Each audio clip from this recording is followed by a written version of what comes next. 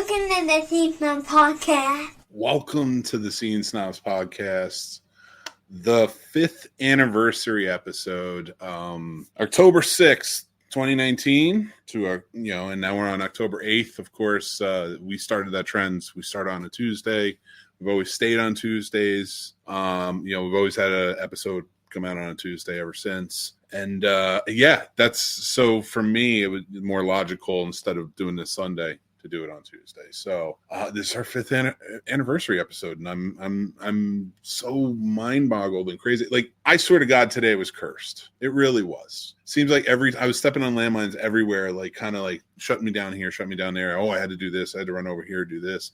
And it was taking me away from the work I had to do to get this ready and prep. And it was making me more and more anxious and nervous. And I was like, So, yeah, but I'm here and it's on.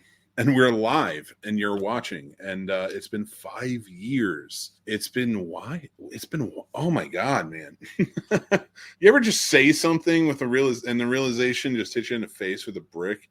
Not that I did this for 5 years. I've been on other shows where Mystery Elephant, we were 6 years. I've run the gamut with these before.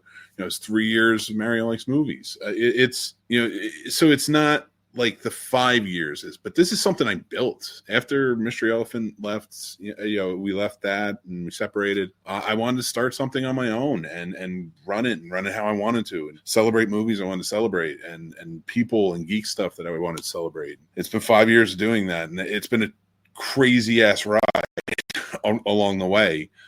Super wild. I've had some amazing help along the way. So many to thank, and I want to put out a huge thank you to all of you. And I just appreciate all the help you did in building this.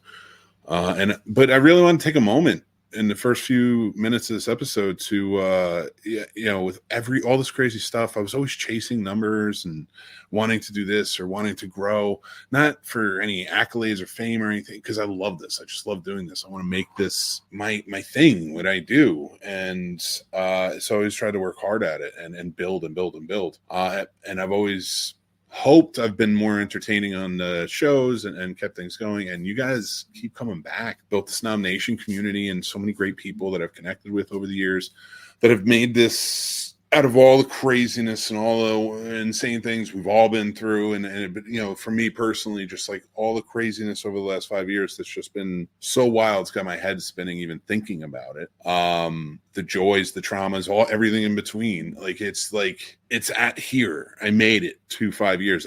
My plan wasn't to do this for only 5 years, but that I would at least make it to, that I could build this to that. And I thought about it, and I thought about the numbers in this, but it's not about that. And I'm so fed up. I hate looking at that stuff. It's about you guys. It's your voices. It's the people who come out here. It's people on the Patreon supporting it. It's the people on the Discord. It's the people in the social media. It's the people in here. It's not any one thing or another. I love doing this show. I love building this channel. It's just been one of the biggest joys of my life because I've gotten to meet so many amazing people. And that's why I'm doing this right now. I want to say I could not have done any of it without you. Thank you from the bottom of my heart to all of you watching, listening. It means the world to me that I started this. I didn't know. I was just the third mic on those other shows. I didn't really run anything. And then I started this and I was like, I'm going to do it and I can do it. And I'm doing it, and thank you for being there along. I want to bring on my amazing co-host, one of my many amazing co-hosts, especially Casey, one of my longtime co-hosts. I want to say thank you to for all the success that he helped build towards. So put that out there. And I also want to bring on my wonderful partner in crime now, Mr. Paul, producer Paul. How you doing, buddy? I'm doing good, man. Was that too sappy? Should I cut that? I thought it was perfect. I thought it was good. Yeah. I mean, you kind of got me too sappy before the show. You're welcome. Do you want to tell them? Because it hurt me.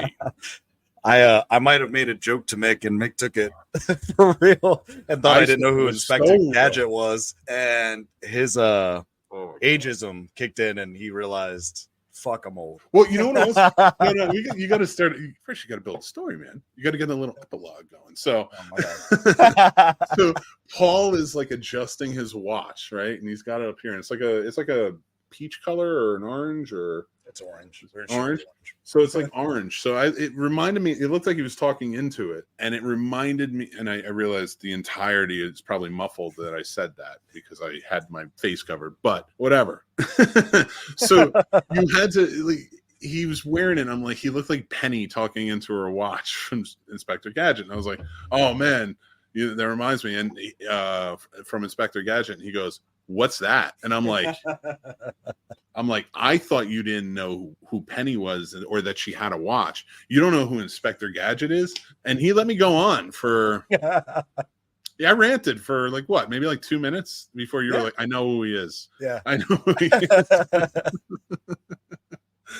So that was pretty good. I appreciate you doing that. And we got the live, and we got people in the comments. So I want to bring them on, and just read one of them and made me laugh.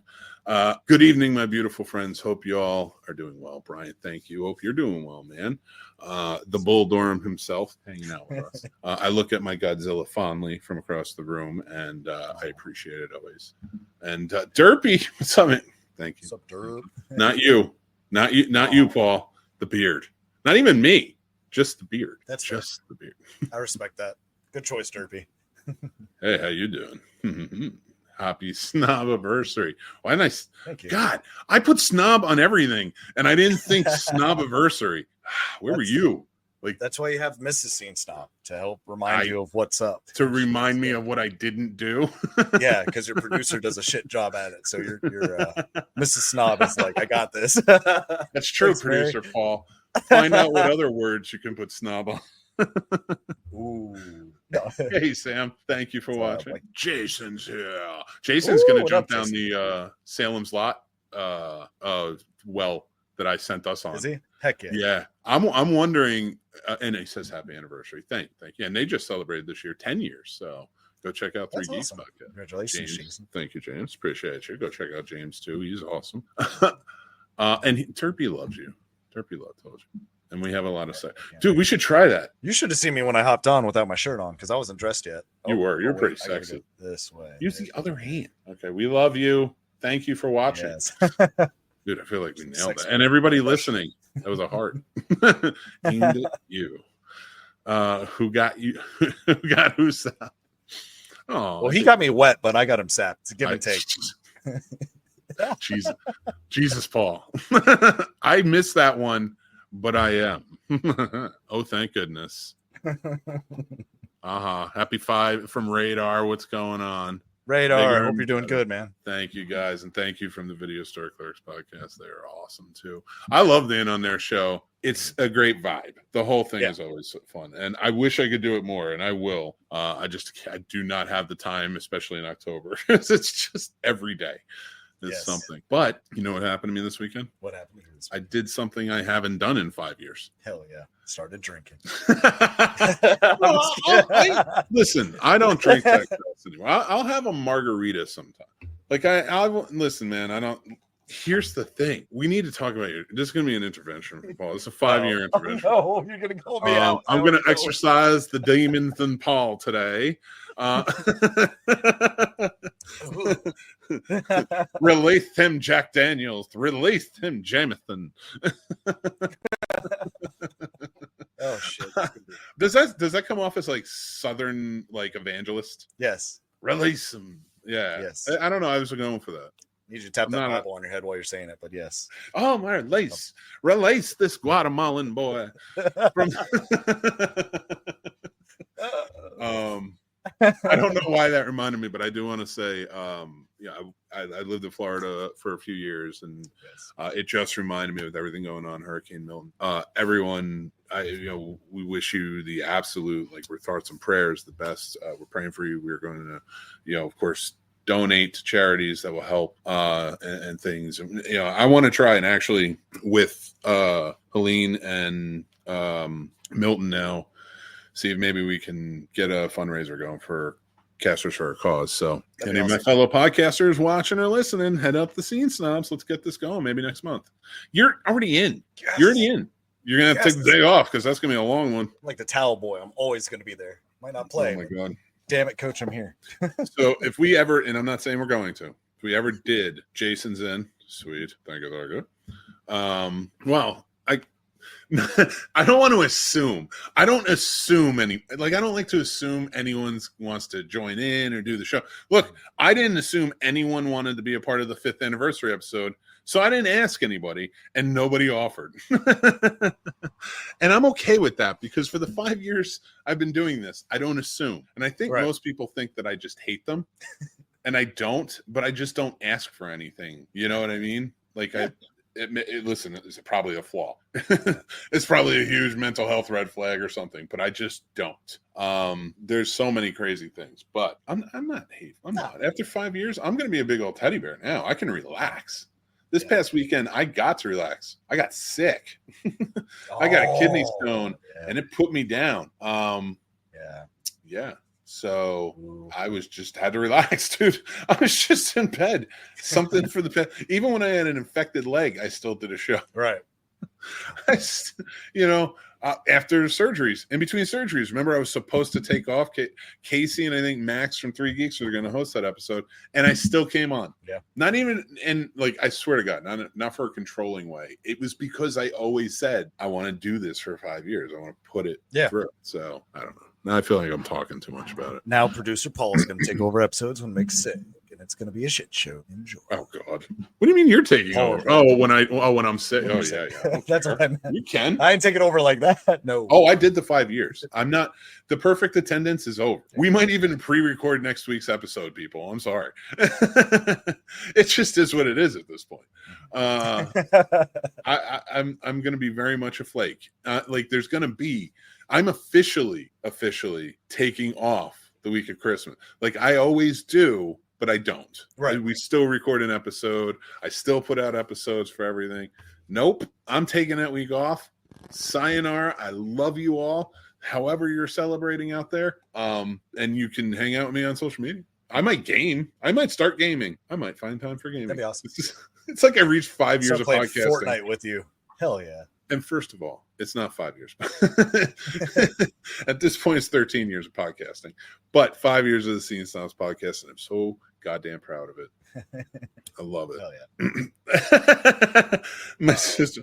Oh, I thought he was calling me out on being stuff. My sister's dealing with. Oh God, I'm so sorry for her. It's the worst. Yeah. We told go back and watch the old episodes for the Staghorn Chronicles. Jesus. Oh Yeah. Oh yeah. Look, if you don't know what that is, go back and listen Google to the it. episodes. I explain it. I tell everybody in depth. Don't look it up. It's gonna hurt your heart. It's It hurt mine when I had to look it up. Imagine living with it. I don't want to. Knock on wood. You met me when I was like dying from it. Like I was going to get the surgery. Like the next month. Oh my God. I remember that was the first year of Carolina Fear Fest too. God, I fucking You love still that. pulled through. You did amazing. I mean, I could Thank tell you. something was up, but you still did awesome. I thought I was a zombie, dude. I would've thought been a I bitch was to like everybody. dead. Like there was a point where like, and God bless him. A lot of credit to Casey. Like he helped me so much, that weekend. And he, I'll tell you, he was flabbergasted because I was supposed to host the panels. Mm-hmm. And there were points where I was like, I can't move. Like I'm like my kidney is about to rupture. I can't move. It's so swollen. And man, he jumped on it and he did it. That whole CJ Graham. Hell yeah. That whole CJ Graham panel, he had his laptop next to him with Messenger on, and I'm looking stuff up and just typing it to him to talk about.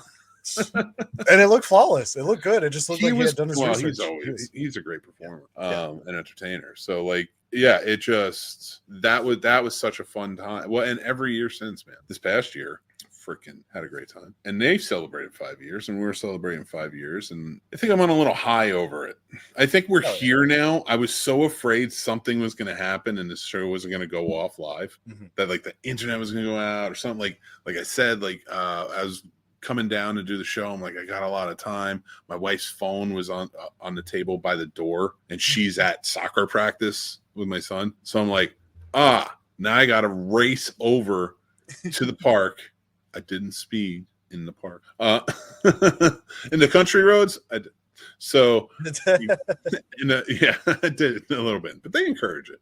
So we get to, I get there, Tommy running off to her, come back, and I came back with like 20 minutes to spare. So I still had time to like prep my stuff. God, I was like, I swear to God, the internet's going to go out. I was like, there was something about this episode. I was like, 5 years, and it lines up with 350 episodes. This is jinxed, man. And I said that like months ago when I figured this out. I was like, I'm going to blow up or something. Like spontaneously combust on live. That'd be kind of cool. Please, I don't want that. I'll take it. I'll come back. Then I can haunt you. Then I could be the haunting for the 6th year. I have a question for you. It's a good Halloween question. Ooh, let's hear it. Thinking about this, because I'm thinking that got me thinking about spontaneously combusting.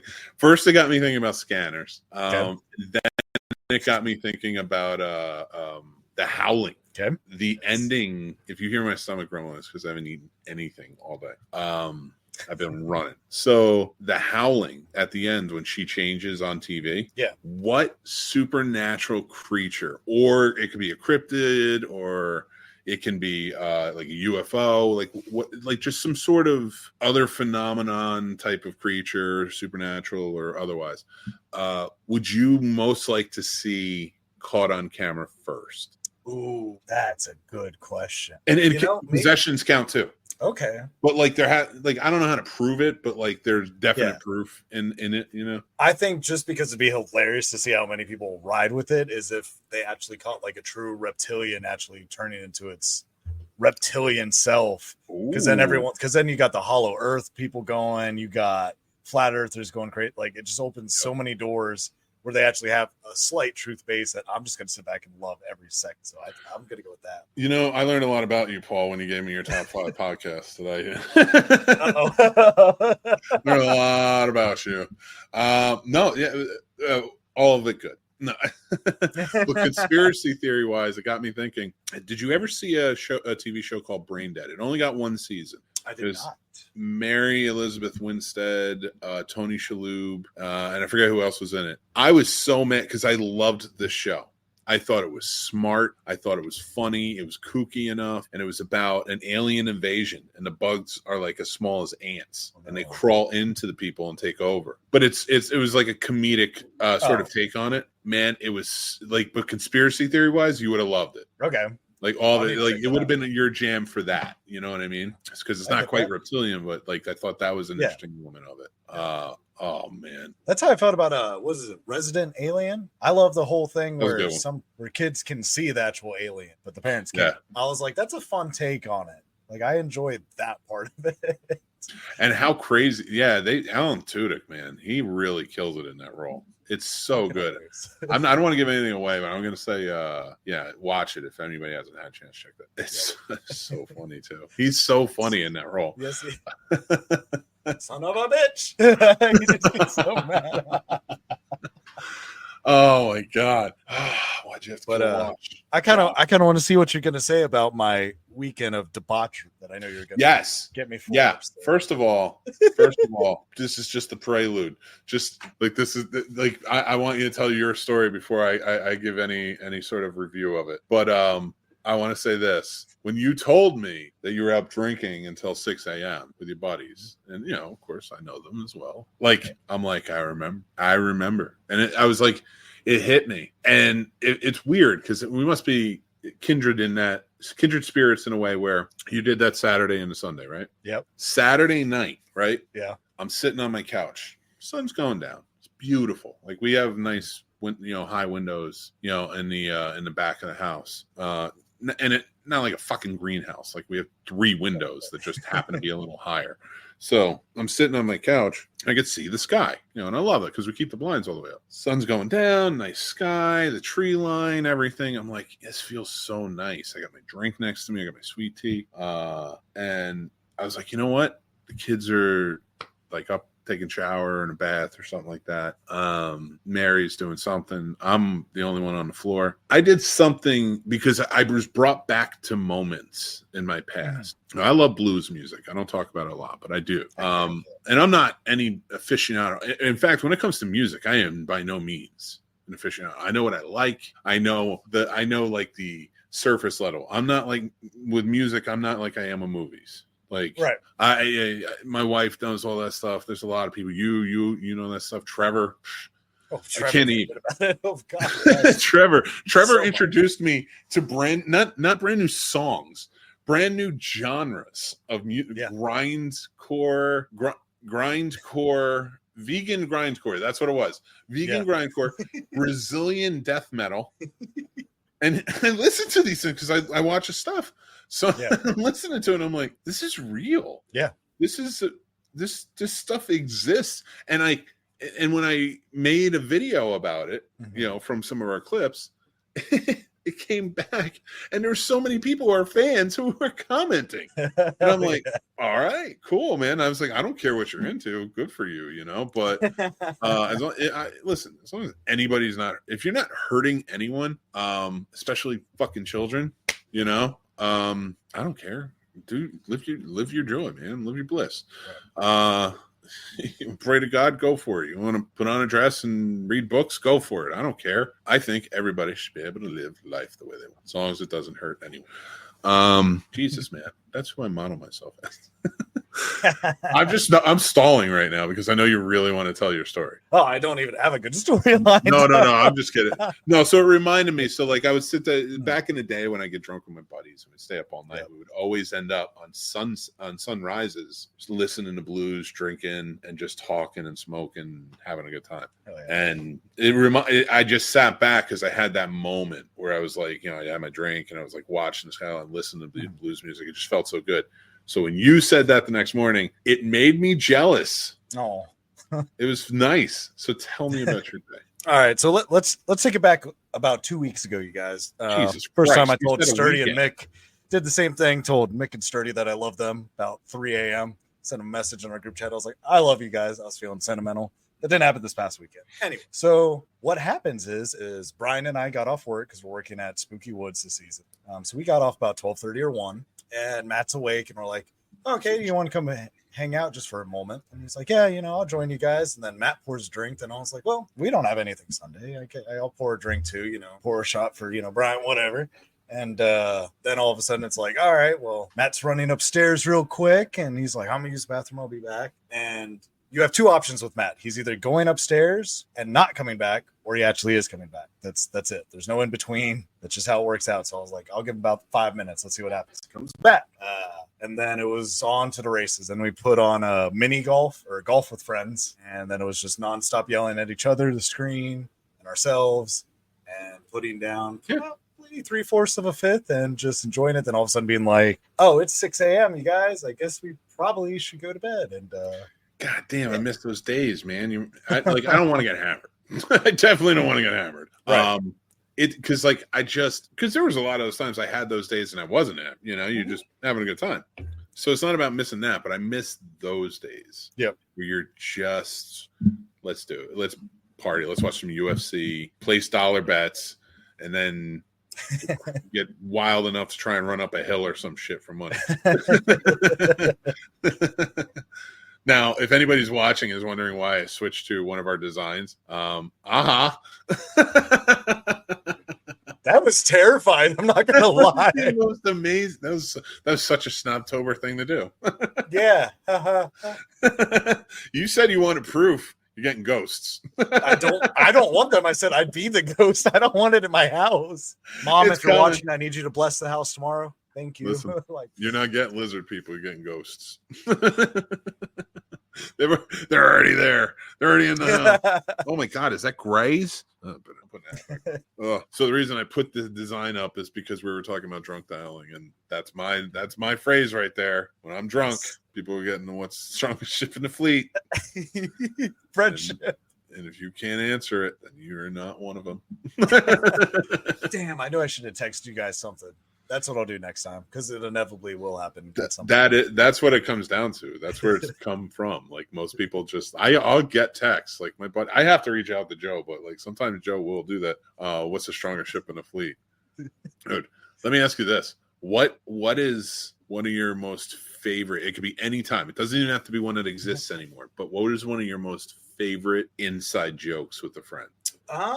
Can it be kind of like a stolen type? Well, I won't even say it's an inside joke. You don't even have to tell me it's stolen. I might not know. Oh, okay. So I had a group of friends and we were obsessed with The Girl Next Door when that movie came out. Mm-hmm. And it was like a group of 4 of us, but we still called ourselves 3 legs of the tripod. And so we had a friend named Matt, just like we do now. So we'd always yell, fucker for me, Matt. And I still do that to my Matt all the time, probably too much because, he gets embarrassed real quick. And I love yelling that in front of people. And they're like, what is happening? Come on. Leave that guy alone. No. That poor man. Leave him alone. He's got it. He's stronger than he knows. That's why he is. He doesn't need that. Don't do it when ladies are around. It piques their intent. Like, they're like, ooh. Is it me? Maybe. No. See, here's the thing. Here's what you're not getting. Like, you challenge me a bit because I know you want me to like go get hammered with you guys and hang out. You, sir, are on. I see what path you're on. It's very similar to my brothers, and it's even so funny because he even drinks the Monsters the same way. So, shit. So like, I just see it now. Like, surprise. 42. Drinking at 42, like I wouldn't be doing the same shit you're doing now. Enjoy it. Yeah. Because when you get to 42, it will be different. It'll be fun. It'll still be something, but it just won't be that. It won't be 6 a.m. Yeah. I guarantee if it is, you won't be alive the next day for anything worth a shit. So don't plan. Yeah, I was tired of shit. I drank like 2 C4s and a Monster just to feel human. Yeah, it's started started around your age too. Who knows what the circus at like 22, 23? Man, I could drink a whole 5th. Bullshit. Next morning, smiling, good to go. Get the fuck out. That was your 20s, dude. Yeah. That's not the same. You're proving my point. Yeah, no, that's what I'm saying. I agree. I completely believe you because I always pay for it. I'm like, I'm fine. Oh, so do like, whatever, get drunk, but like, do what Dan and Tim do. Like, start savoring it. so it's like you're enjoying it. It's like, I really like this whiskey. It has a musky scent or some shit like that. Something like everyone pretends is real. I can do that. Dan. I'm sorry, Tim. I'm just messing with you. Except I'm cheap, so it's always screwball and it just tastes like peanut butter. And I'm like, fuck yeah. But pretend. Okay. Get a mimosa one day. Okay. Just be like, I'll have a mimosa. I won't even know if it tastes bad or good. It's like this comes from the Florida orange groves of Southern beauty area, Central America. orange grove. I don't know. My mom made this back in Honduras, so I know it. Oh my god! There's flowers. They smell good. You maniac. But while we're talking about this weekend, can I give a shout out real quick? Of course. All right, so in line, as you imagine, and anyone that's been to a haunt, there's a line. Well, one of the groups that was first come through was a haunt from Roanoke, Virginia. And those gentlemen were amazing. I loved talking to them for about an hour and a half. They run a place called Orchard Hill Haunt. It's in Roanoke, Virginia. This man runs it out of his own house. He's in between 2 cul-de-sacs, and he has, I don't want to misquote him, but I think he said he's got 16 rooms he's made himself. And all the proceeds, if there are any donations, go to the Specca, the dog one, the animal one. The ASPCA? Yes, that one. It's amazing. He was showing me pictures. They were just great guys. So, if you're anywhere near Roanoke, Virginia, suggest checking them out. He says it's free. It's all donations. It's to a good cause. Nice. I would highly recommend it. They do their research. They're very humble about themselves. I couldn't get enough of them. Like, I was kind of sad after talking to them for an hour and a half that they were like, all right, because it's their time to go through. And I was like, fuck, no, I don't get to talk to anyone the rest of the night. But yes, that's cool. If you guys are near there, check them out. See, you're getting there. Maybe it won't be whiskeys. Maybe it'll be just like pale ales, IPAs. It's just whiskey or moonshine. I could do moonshine though. Ooh. Oh my god, I can't wait till you start wearing collared like plaid shirts and like cargo pants with your man. I'm wearing cargo shorts. Oh my god. First of all, Remind me of Mandels when we talk about the first Salem's Lot. Okay. I have a lot to talk about that. Just that one area. Well, I don't wear Mandel. I can't stand those things. I have Crocs. I like flip-flops, but they're terrible for my knees. Crocs as well. So I try to wear sneakers more than anything. But I often wear Crocs. Begrudgingly. I didn't want them. I have size 18 foot. Croc isn't for me. They're not making a moldable Croc for my foot. You know what they're making? The extra materials. That's what they're making for my size 18 foot. Yeah, 18 people. 18. I was size 14 in 8th grade. That's almost 3 times the size of my foot, Nick. That's incredible. That's insane. I'm a dinosaur compared to you. Oh, that hurts my heart. I remember when I was on the ERT team, they had to special order my boots, and What's ERT? Emergency response. Oh. So, they had to order my boots, a special order them, and god damn, like even when I left, they were just like, you might as well keep them. Yeah. Who's coming through with them? So I was like, cool. So I used them as snow boots for a long time. Could have had some clown come in to teach the kids something. Just put on your shoes real quick. Listen, I will tell you this. I kept. No, I'm not doing. I was no clown. I was no clown, sir. You would be an awesome haunt actor. Now that I'm thinking about with your height and size, you would be terrifying. I mean, I could be. Yeah, you give me a role, I'll do it. I mean, I'm not a great actor, and that's wrong. I don't know that. But I don't know if I believe that. I've definitely acted, but I'm not a great actor at all. That's the end of that. Let's move on. Okay. No, okay. I'm just kidding. No, I did. I used to act. I wanted to be in the business, like when I was young, writing and directing. That's what it was. And then I went to film school. I'm not saying you have to go to film school to find this out by any means. I don't even fully endorse that. I think that's a case by case basis. But for me, like going there, I was able to see some things laid out where I knew those positions existed, but I didn't realize how infatuated I was with those positions over just writing. Like writing's always been number one. I love writing. It's that's number one. But it became producing to do over. Like I was willing to be like, well, I don't mind being a producer over that though. You know, I love, doing that as well. So like finding that was always nice, right? I forgot how this conversation started. Because I was asking if you'd ever be a haunt actor. Oh shit, that's what it was. So it was acting. Yeah. Acting days. Dude, that's senality too. It's not even, everybody thinks I'm joking. I swear to God, I feel like it is. Losing my mind. So let's go for the next 5 years and see what happens. By 10, hell yeah.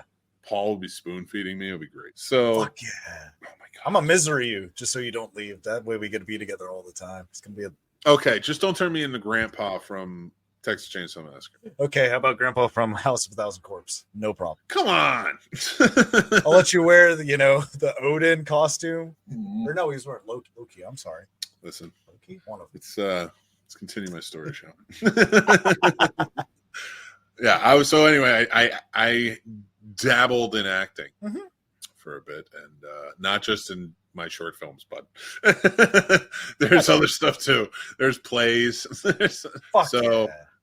I call that my good-looking days. You still look good. No, but I mean, like I was washboard. When I worked for the post office, walking 10 miles a day. Yeah. Oh, I bet. Yeah. Jesus. I can see that. Yeah, man. Special delivery. I see it now. Yeah. Now you look at me and you're like, that don't fucking didn't walk 10 miles a day. Yeah. Dude. Yeah. I look like this now because I've slowed down. all those wonderful adventurous jobs back in the day have made it. So, anyway, yeah. So that's the acting. So I could do the so my long-winded snobbish bullshit answer. Yes, I could do it. You should. I think I'm not good, but I could do it. Terrifying. I swear to God. I'd be like, fuck. I've been talking for 39 minutes. Bullshit. Yeah. And it's all coming from me, baby. It's all coming from me. No, but that was so it was a fun weekend. That's a win weekend in my. Yes. It's great. They're the haunt I'm at, they're beautiful, man. They're very family oriented, they're very loving. Everyone's there super nice. It's a good place to be. It's nice. And what's the name of it again? Spooky Woods. Spooky Woods in North Carolina. Where in North Carolina? Right there. Archdale, North Carolina. Right outside of Greensboro, about 20 minutes from here. Nice. They just celebrated their 30th anniversary on my birthday on September 13th. So September 13th. And ladies, he's a Friday the 13th baby, so he'll murder you. yes. If my wife doesn't first, one of us will. With a hockey mask on. Oh, she won't. It turns into, all of a sudden turns into a really strange love connection video where, where it's just like, hey, he was born on Friday the 13th and you're going to get macheted. No, I want to use my hands. I like feeling it. You know what I mean? Who says that? Who says weird shit like that? I don't know. Who man. jumps in on that? No, I want Child to of adoption. Just saying. Like, something about that. Besides the pugilists and pottery people, serial killers, Paul. Serial killers say that. We've talked about this numerous times. There are problems there. I am one white horse away from being on Harry. TV. I'm not your Harry. All right. Don't be a Dexter. Kill no. What's your no Honduran serial killers? No children or elderly people. That's it. That's a You said moral code. That's it. That's my compass. wide range. That's a wide range. That's a small section in between that I can like play with. That's not that much. Just 8 billion people on the planet. Most of them fit between old people and children. Yeah. That's not that much. That wheelhouse. Yeah, but all the credentials to meet. Can I get away with it? Is anyone going to miss you? Are you going to actually fight? Are you just going to lay there and take it and it's going to be boring? Like there's so much. Fine. Just small niche. Oh my God. I've thought this through. I don't know. I almost don't want to say this in case I'm implicated. They're going to pull up this episode in court. I'll be like, fuck yeah. Oh shit. I will totally rat you out. I will Hey, guys. totally 100%. I won't even, I'll tell them things I don't even know. You'll make I'll up just shit. be like, I'm assuming this. I'm assuming he did this. He said he likes to use his hands. I 100% want you to catch him before he finds me. I was like, if you don't catch him, I need him by Tuesday. That's fair. You know how cool that'd be? I wouldn't need a background. Just be like prison window. Be some guys like shanking each other in the background. Shut up. Like, I would interview every inmate if they'd be willing. Oh, that would be amazing. I'd be like, Paul, bring him in. Paul, who is this? Like, we're gonna play Love Connection. Paul, this is Elvis. And Elvis thinks you're scrumptious. Yeah. So Paul BQ. now think about that for a second. Okay. And don't murder anyone. I haven't. Very I have good. not. You said that in such a way that is convincingly to the other way that you've murdered it. I haven't. Paul, look me in the eye. Look me in the eye. Have you ever murdered or partaken in a murder of any human beings? Not that I remember. That's all I know, cops. That's all I know. I asked. This is you could chunk it up to an interview. Nobody at my door in a minute and I'll be like, God, fuck. You earned that one. Dude, the moment you said I'd prefer to use my hands. It's I'm just like, an you're not honest a answer. boxer. Nah. But you see, and there's also a thing with using your hands because then it hurts you as well as hurting them. So it's like an exchange of pain. There's something nice about that. That's so weird. That's not a thing to say. Mick, there's so many sketch things about me, like my address on my license. It happens to not be the one I live at. That way it buys me time. It buys me about 10 extra minutes to get out of town. Just saying. Paul, Yeah. I want your Are you a man of your word? Yeah. I want your solemn oath that everyone that lives in my home right now is safe. Oh, what the fuck? Yeah, no, absolutely. I would never hurt. Never anybody. snap. No. Never come after me. No. Now, I want a second solemn oath. Don't murder anyone. Okay. No problem. Oh God. I just every time I look at you now, all I see is young Michael Myers, but from the Rob Zombie version. It's just Paul with the really blonde hair, long blonde. I like it. It's like that picture from the /15 that I sent you. The one that I thought you were talking about when you sent your mother's picture. Holy God, that's funny. So when I was just like, is that supposed to be you? Like, I thought you took another picture because I thought we were talking about the picture and the thing. I was like, wasn't brunette, you were blonde. Yep. That was a weird day, man. I was like, You're I welcome. think I offended his mom, but I didn't know she was coming up. Like, it looked like a woman. It looked like your mom, beautiful woman. I didn't think it looked like you, but I'm like, is it? Is this what he's trying to show me? I had no clue. I'm like, are you trying to show me this? Is this okay? And then now we figured it out. Now I've jumped on board. Anyway, let's go. Let's talk about our 5 takeaways. We're going to talk about our top 5 podcasts. That's right. We did a mix. Well, I did. My only parameter is not all-time podcasts. I did my current top 5.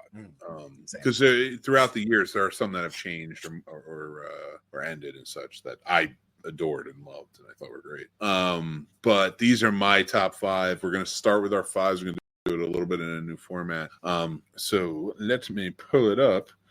Now, Paul, what was your number 5 again? That's my right. favorite murder. Yeah. I was trying to mess with you. Talk about it, man. What's my favorite murder about? So let me preference this, you guys, just to be absolutely honest. Absolutely love these 2 women read stories about murders that have happened.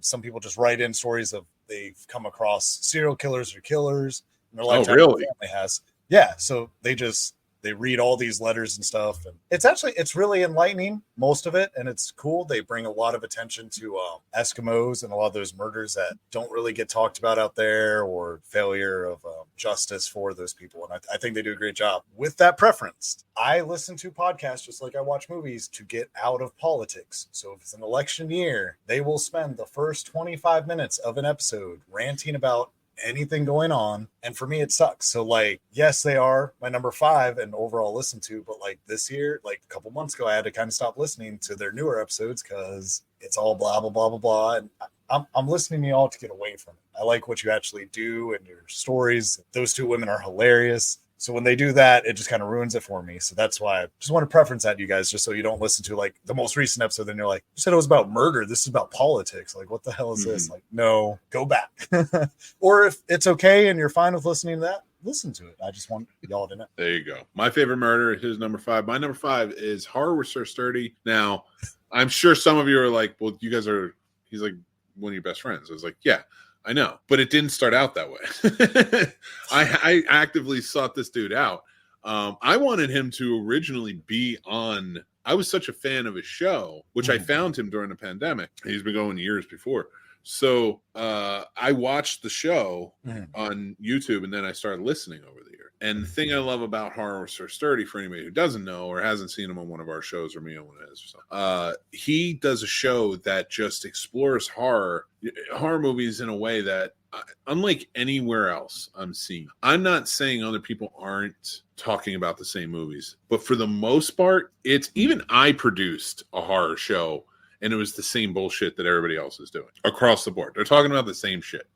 You know, like it's whatever like top horror movie you want to talk about at the time. And that's what everybody's focusing on. The thing I love about Horror with Sir Sturdy, and I really want to build this up and sell it, is that if you're a horror fan and you're looking for new things, which I always am. I've seen a lot of movies, so like I'm always looking for new things to watch. And I love recommendations and stuff like that, or stumble upons. Let me tell you, when it comes to Horror Sir Sturdy, he stumble upon. He really does.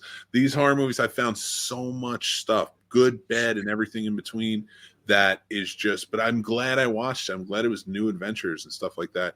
And his podcast is great because it's very laid back. It's very chill. It feels like you're hanging out with friends. So, you know, like the vibe we try to go for here. And I think that's why we all mesh really well. But yeah, I sought this dude out when I found his podcast because I wanted to do a show and I wanted him to be on my show. And that's how we became friends. But like, I was a legit fan. I love this as one of my top 5s. So our number 4 podcast is going to be, well, tell them about yours, sir. So Let's Not Meet is, once again, people write in, and they write in about weird experiences. Sometimes it can be like they almost get assaulted and they get away, or it can be someone racist or a murderer, or, you know, managing to get away if a rape happens or something like that. And then it always, you know, it's the catchline, let's not meet like, I hope we never meet, things like that, instead of like misconnections. It's like mismurders type things or things like that. So it's very dark. And it's kind of crazy just hearing some of these stories, because, I feel like a lot of us have the awareness to stay out of situations. And even when people are following the right steps to ensure things don't happen, they still can happen. And it's crazy just seeing how little twists can just make a good situation a bad one. So I don't know. It's kind of eye-opening to an extent. Paul, your list is suspect as hell, man. Especially with for anybody watching this clip, go back and listen to the whole podcast, because you'll find out why this is suspect as hell. You are a serial killer, sir. in waiting. You're like hibernating serial killer. Do you have like the ghost of like Jack the Ripper in you or something? Wait, like if you were a serial, no, we're not. Number 4 on my list is the Sean Donahue show. I've stumbled upon him on TikTok. I found his TikToks where he's talking about parenting, and he gives amazing advice. He gives it from the different sort of being a different type of dad. And I love it. Listen, mine was a hoot. So, and I'm always trying to do something a little bit different, facetiously speaking. But Sean Donahue has really opened my eyes to like how to talk to my kids about certain things. And it's not gentle parenting. I know a lot of people throw that out there. He's not teaching gentle parenting. He's not talking about. His podcast talks about a lot more stuff. It's connection is what it is. It's the way, connecting with your kids. And say what you will, I've seen gentle parenting. My kids listen to me because we connect, and that's the advice he really gives. Like, one of his top pieces of advice. So if you're a parent and you want to learn some things, I really think checking him out, at least following him to see his videos. So going down the void of your list. What's wrong with my list? Number 3. Nothing's wrong with your list. No. That's not fair. It's not your list. Fair. These are all fine podcasts. Like I'm not saying nobody should listen to them. I'm saying the dark ass shit you said on our podcast earlier, leading to this. Man, this is making me rethink. And I made these graphics. I knew this was coming. Number 3 on our list. You want to talk about it?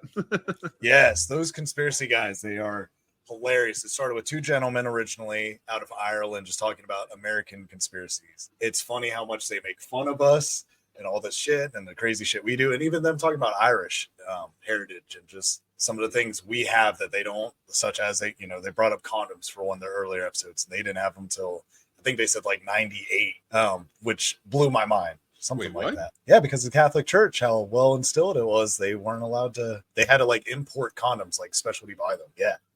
Who? Irish in Ireland. Oh, I thought you meant in America. I'm like, no. 98. What are you talking about? I was using condoms by that point. I'm like, I mean, just to like say I was, They're great. I mean, guys. I didn't mean to say that, especially in a clip segment, but whatever. It's the 5th anniversary. Whatever. I don't give a shit. Hell yeah. If I could recommend first listen to you guys, check out the one about the Warrens. I love their commentary about the Warrens because they bring comedy to it. So it's funny of them talking about how Lorraine figures out she has her abilities and just their take on it. Their accents are great. I'd say the first probably 4 years of their podcast is amazing. They kind of branched out, so the original 2 are kind of taking a backseat. And it's not quite as funny without Gordon as it was, but it's still in my tops. I still listen. Do they talk a lot of serial killer conspiracies? A little bit. Seeing a trend. So my number 3. These are great guys. I discovered them. Not discovered, by the way. that feels really but when I say discovered, my self-discovery of listening into podcasts. That was where I went with it. So my 5 Cents podcast, I discovered them for me as a fan. I think it was 2021, and I believe it was either 2021 or 2022. And that was before I was on their show. Or they were on, this show, and I gotta get them back. They're amazing. But I just had so much fun. So it's a podcast where they invite guests on, and based on the guests, excuse me, the guest's background. It could be anything, self-help, it could be ministry, it could be movie podcasters, stuff like that. They kind of set the tone with the topic, and what they do is they each argue a point, they debate a point, and the guest will choose the winner. And it's just, but they bring so many great levels to it. There's a lot of things you learn about it through the guests, through them. There's a lot of back and forth while they're doing it. It's just a really well done show. It's one of my top podcasts, so I wanted to oversell them. And I realize I'm not going to oversell my next two because they're not. Well, actually, my next one's not. I did pick mostly indie because I mostly listen to indie. So please, if you understand that we are trying to oversell our fellow indie podcasters, that's why. But number 2 on our list, and I won't oversell it, but I will say that what I feel about it. Oh, yours isn't indie either. No, not at all. No. Wait, was yours? Any of yours indie? Yeah, the first 3 were indie. Yeah. Not this one. Nah, this one's great. Do not mention the company name that this is with. You can just tell them it's on all podcast platforms. I love Justin Long so much. So all I did was I literally just Googled Justin Long. Then I was like, oh, he's got a podcast, and I listened to it. I don't like it just because he has celebrities on it, but I do enjoy that it's just a conversation, and they'll talk about random things in high school or middle school and stuff. It's not. I feel like a lot of times with celebrity interviews or podcasts, you can tell it's almost scripted. They only talk about certain things. They watch kind of more of what they say. They're not talking about how they, peed themselves in a middle school musical in front of everyone when they were 9 years old, blah, blah, blah, and how embarrassing it was and this and that or whatnot. I just enjoy it because I do like his voice. I wish they'd stop killing him off in any show or movie so we'd get more of Justin Long or not a sadness with them at the end. But I really enjoy it. I love his voice. His brother's funny because both of them do it. His brother produces it, I believe. It's just great. If you just want something to listen to or you have... Yeah. He seems like a quirky guy for that. Yes. Yep. And if you have favorite celebrities, look him up because he's probably interviewed them and learned something new. Did you see 4:30 movie with him? Yes. Yeah. So we'll probably review that one. So keep watching that. But my choice for number 2 is The Plot Thickens. It's the official podcast of Turner Classic Movies, hosted by Ben Mankiewicz. I love this podcast. It's like I'm a movie guy, so I love that. I love watching Turner Classic Movies, just learning about it. That Joe Bob. Like so many of the horror hosts, really, because that's really who's doing it. Siskel and Ebert, all those guys, man, back in the day. That was my IMDb besides books and magazines. Like any type of information I can get on about movies, like I want it. So, and that's how you got all that information. And I love Turner Classic Movies for that. Like between every movie, you're getting all this wealth of knowledge. It was always a great time. So that's why I love this podcast, because it's like I don't have to watch a movie now to get to the next bout of information. I just have the podcast. And the beautiful thing about this is each season covers a different sort of celebrity or industry profession. So one season was Lucille Ball, another season was Pam Grier, which was amazing because you hear a lot of these seasons and it's not their subjects are dead, long dead, because it's classic. But Pam Grier is alive, and he got to interview her and talk to her and learn from her about a lot of things. So it was very cool to have that aspect of it too. But the newest season covers one of my favorite film directors of all time, if not my favorite, John Ford. And if you're interested in his movies or learning more about him, I definitely think checking out The Plot Thickens. And number 1 on our list.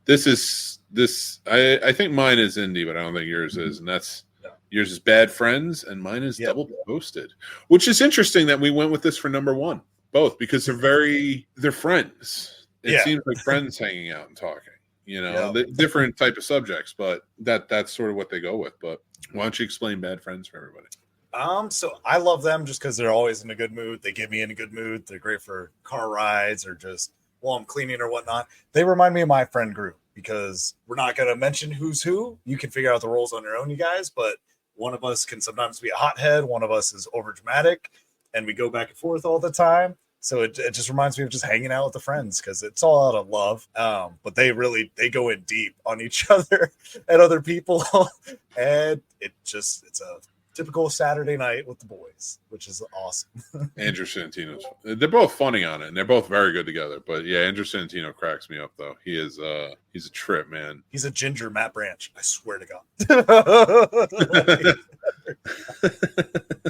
I believe it. Well, sounds like I'm going to be losing you to another podcast soon. So it's going to be Good Friends. Go look for them. But my number one is Double Toasted. If you don't know them, they were Corey, Martin, the whole crew is there. They have channel of shows, similar to like what we do. Them on a much different level. Like I look up to these guys. Like I really respect their reviews for movies and their takes on things. They had a great style of comedy. I was drawn to them because it's like what I do, and that's what I like to do.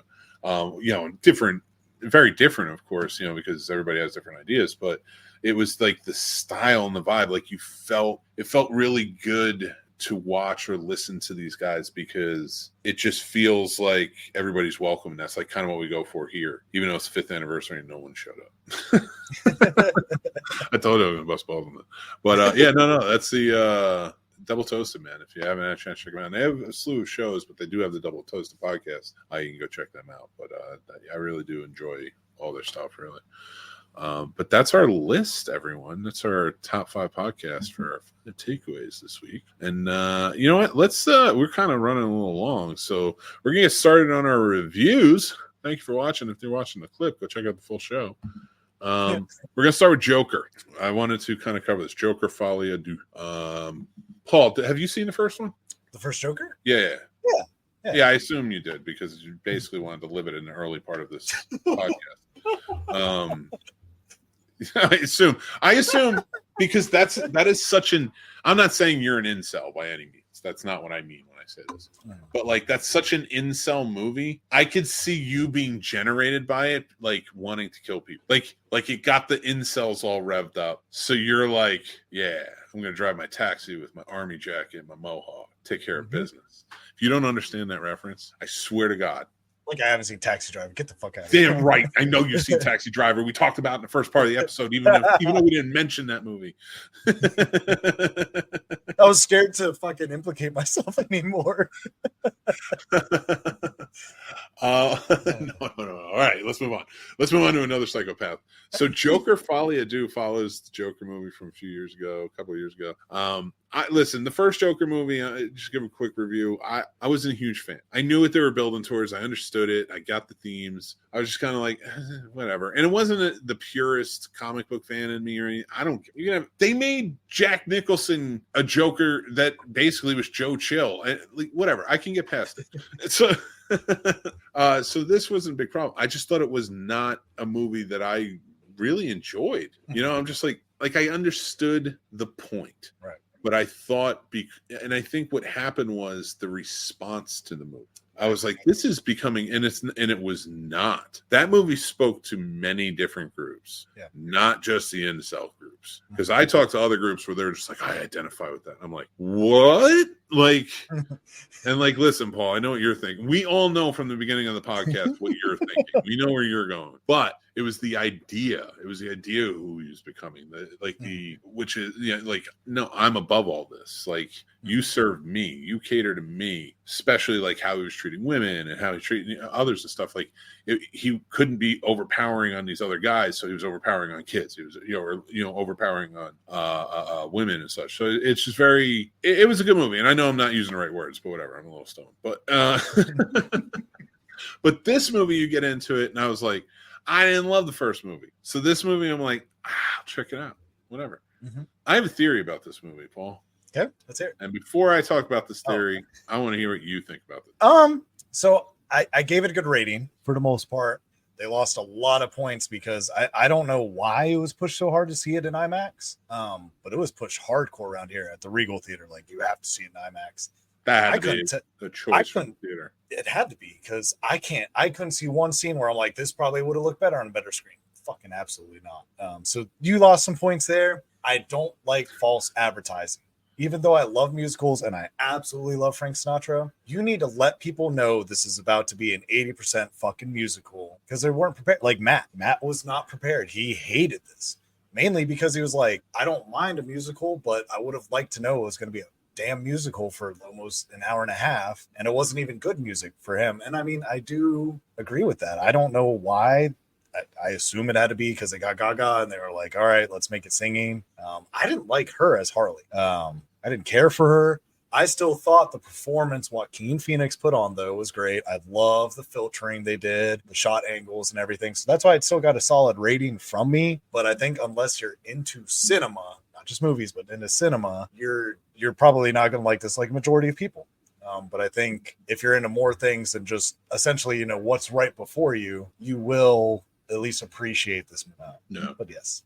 I when I watched the first one, I always thought like this is for a certain type of man. This is poking fun at a certain type of man, but also saying that listen and almost kind of like being a cautionary tale, saying like listen, certain type of man. Right. It could be mental health, it could be trauma, it could be this. Like you know, you don't have you can get help for it, but also showing how for so long a corrupt system couldn't get somebody help. Like don't be like, to me it was a cautionary tale in a lot of ways of like don't end up like this guy, right? Because he's in a system that's not working for him. Like if you can make it work for you, you're in a different world now. I took that from that. That was an interpretation I took from that. So when I got to this one, I hated it the first time I watched it. Not because I knew it was going to be a musical. I knew when she signed on what it was and everything like that.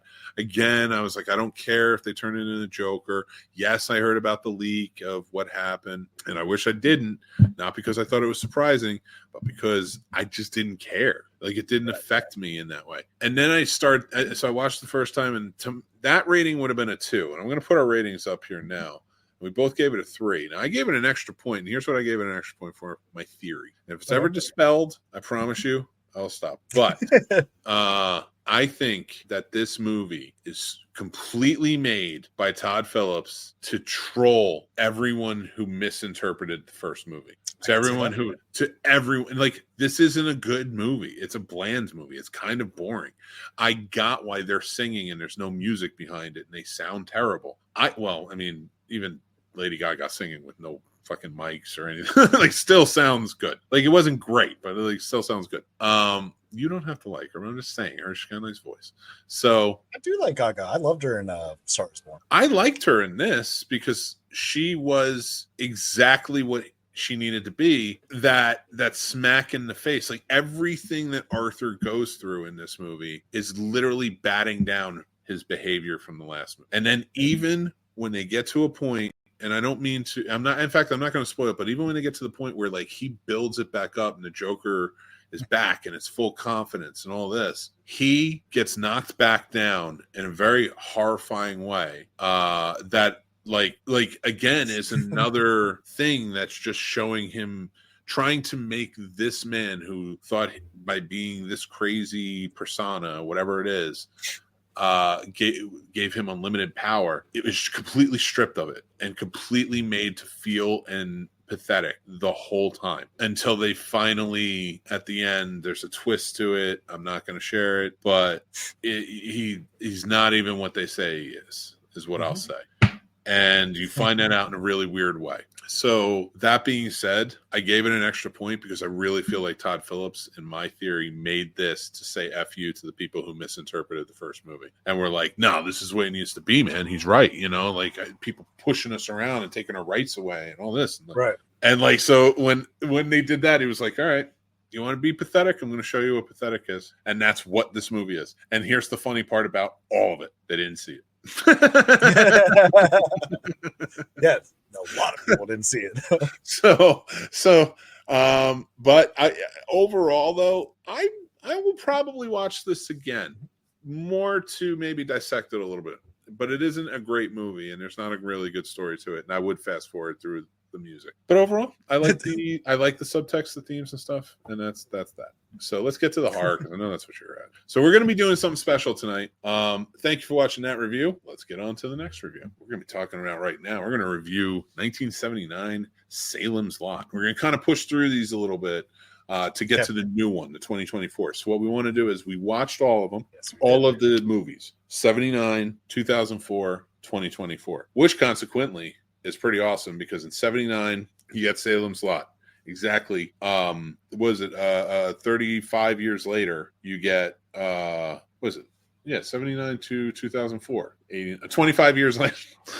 So 25 years later, you get the remake, and now 20 years later after that, you get the remake. So like I like how it's rounding out a little bit. But this is a really good story. I remember really liking the book back when I was a kid. It was scary. Like it was good Stephen King. Like he was really like this one of his really early ones, and I always enjoyed it. And the thing I love about it is this movie, Salem's Lot, the 79.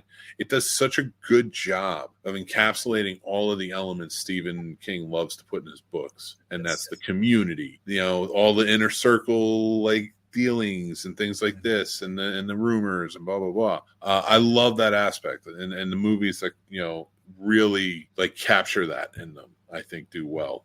So this is one of my favorites. For you, Paul, how do you feel about it? Was this your first time watch? No. Okay. I really love this one. This is probably my favorite out of all of them. That 2024 is almost runner up, but I still think this one holds true because am I allowed to talk about some of the differences? Just yeah. Okay. I just want to make sure. To me, this spoiler one at this point, people. So this one's the most real to me because you can see that the climate is different. So the main vampire, when he throws that kid against the wall, like it's very forceful, it's very rough, like you can tell like he's like threatening him hardcore, and you can kind of see how in the other movies it gets a little different in how they portray that. It's still, oh yeah, you don't want the vampire to get you, and when he gets you it's bad, but this one, it just seems very violent, so it was okay to show that much kind of violence and hate on screen. And it's kind of gotten dummied down a little bit with some of the other Salem Lot. And I'm not saying, there's no blood in the others or anything like that. But this one was just very, I don't know the correct word. But no, I get it. This one's my favorite just because it's set up that way. And it's very set up just to make you almost feel like helpless.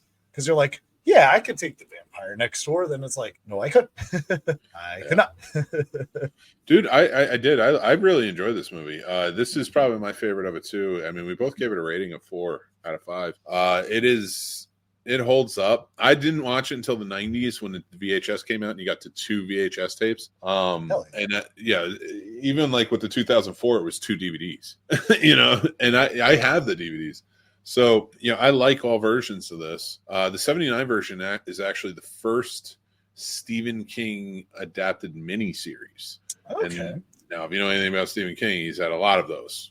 So, and it aired in CBS in 1979. And it was just one of those movies that was like so different.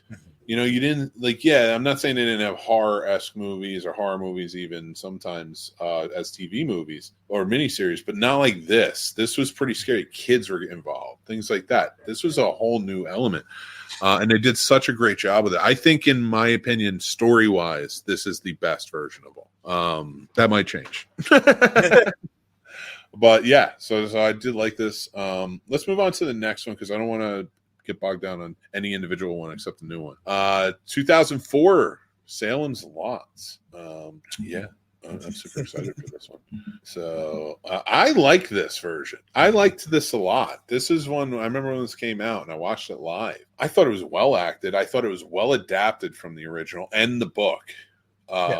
Because they took more out of the book than the original did, or not maybe took more out of the book. They actually did because there's some narration in it, but which I wasn't too keen on, but whatever. They took more from the book and built more off of the book, I should say. And they did a really good job with it, I thought. I do really enjoy this version. I would love to hear what you think of it. I enjoyed this version. I feel like this is probably my least favorite of the 3. Really? Okay.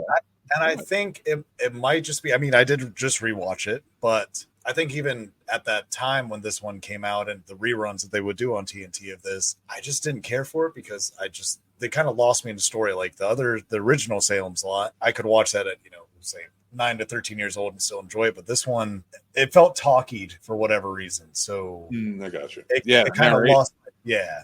It just kind of lost me a little bit. I love Sutherland. All the acting is solid in this. After rewatching it recently, yes, I like it, but I still think if I were to suggest one, I'd still go with the original above this one, and this one would be number 2 for me. See, James Mason in the original is so menacing, and I liked it. And the vampire for the time, like he's goofy now, but going for like a Nosferatu thing, something a little different that worked on TV. But it just.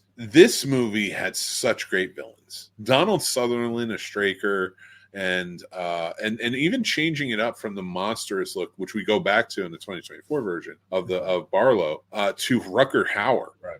I was like, they played it so well, and they were pretty dark. In fact, my one biggest gripe about this movie would be that there wasn't enough Rutger Hauer. Okay. I thought Donald Sutherland was in it quite a bit, and he did a great job. Knocked it out of the park. Very creepy. In fact, might be my favorite Straker on screen, with James Mason being second. The freaking what's his name from Game of Thrones, whatever. But we'll get there. So let's give our ratings for this one. But yeah, I do really enjoy this. I try to rewatch this maybe every 10 years or so. I gave it a 3.5 out of 5, and you gave it a 3 out of 5. So. Yeah, I still think people should check it out. If you're on a kick for Salem's Lot, I think this is a good one to kind of check out as well. Because there's a lot of adaptations. So let's thank you for watching this one, and let's check out our next one, and that is Scene Snobs Review Salem's Lot 2024. What'd you think of this one, Paul? Spoilers. I immensely have been enjoying this one. It gives me hope for them doing a Pennywise, because they did it right. They kept it dark. They didn't add too many crazy elements. I always get nervous with any HBO things because, as we all know, whether we want to admit it or not, they really like throwing in sex and adding shit that doesn't necessarily belong into it. So I was sitting there worried that they were going to make some of the scenes over the top sexual or things like that. And I was going to be like, fuck. But I think they did it right. The coloring's right. It kind of reminded me of James Wong's first Conjuring. Like, it kind of has that feel to it and stuff. So I was very glued in the second I turned it on. Action's good. The vampire, it's very believable. And you're like, oh shit, like what's going to happen? I think they did it right. This gave me hope about them kind of redoing a lot of these things. Well, I would tell you, this is my second. I watched it twice now. Let's just say when it first came out, and I watched it for Sunday Scares on Sunday, and I enjoyed it. Mm-hmm. It's my least favorite of these three. Okay. And honestly, if I'm throwing in Return to Salem's Lot or Return to Jerusalem's Lot, it's my fourth, because I love that fucking movie. I love Larry Cohen and I love Michael Moriarty, and I will watch campy 80s vampire movie that tries to be Salem's Lot so bad over anything. I love it. It's so good. So anyway, fourth. It'll be fourth. But I liked it. I liked this movie. Every part that is adapted from either the book, which this seems like it was kind of more adapted from the book than the original movie, but it hit right. And on top of that, so like all of those scenes, like the scenes with in the morgue, with that was a great adaptation. You had to shorten it. You had to shorten your characters that you have. And Alfred Woodard is just great and everything. But I liked Lewis Pullman as Ben Mears in this. Like, I liked everybody in it. My problem was I don't think it was done right. And the reason that it wasn't done right is because you have all of these adaptations. Now, you not just throw in 1979 or 2004, or even like the sequel, the off sequel that's not really anything like it. You also have Chapelthwaite, which is a TV show, which is a direct. It takes place back in like turn of the century 1900s, 18 to 1900s, but it is a direct adaptation of Salem's Lot. And in my opinion, the absolute best adaptation of Salem's Lot is Midnight Mass. Midnight Mass on Netflix is brilliant. Is brilliant. Like, if you're going to watch anything and try and understand, and it's the craziest part. Now I understand why it's called Crockett's Island in that thing. There's so many Easter eggs for these movies. Not this one, but the other two movies in this, in the Midnight Mass, which, again, if you do like Salem's Lot, and I realize I'm pitching you a TV show over a movie that I'm supposed to be reviewing, but that tells you something. Watch this. Have fun. It's a fun monster movie. Yeah. It's a good, quick vampire movie with some plot holes and no real character build or town build. That's the one thing that I think really misses in this, is like the town is a character, and you hear the stories of the town, and the Marston house is important, and they don't even end it there. They ended it at a fucking, which I get with the budget constraints and stuff like that. But, and I love the drive-in. Burn down the goddamn Marston house at least. Oh my God.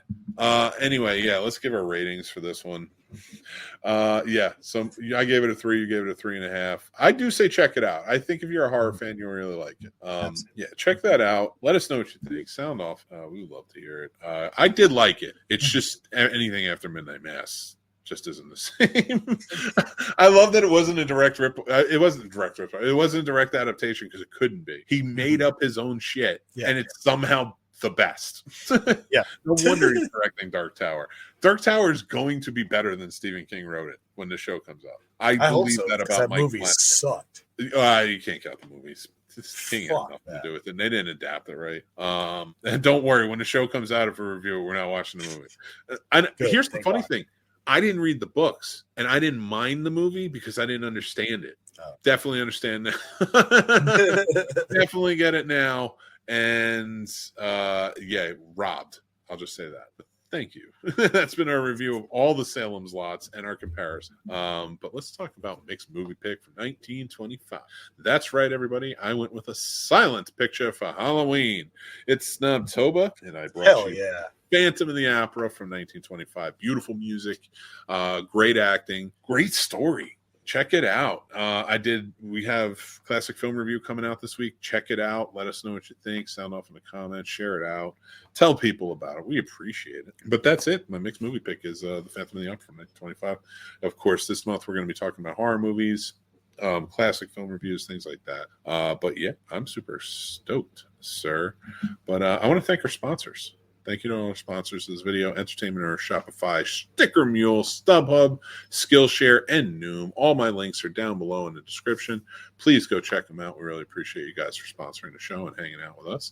And guys, if you see any of the designs we're wearing, stuff like that, you can check them out over on snobsmerch.com. We have more. We have Star Trek stuff, movie stuff, all types of stuff, all made. You can go check it out and let us know what you think. But yeah, thank you guys so much for joining in, being a part of it, because when you are a part of it, you make a part of it, if that makes sense.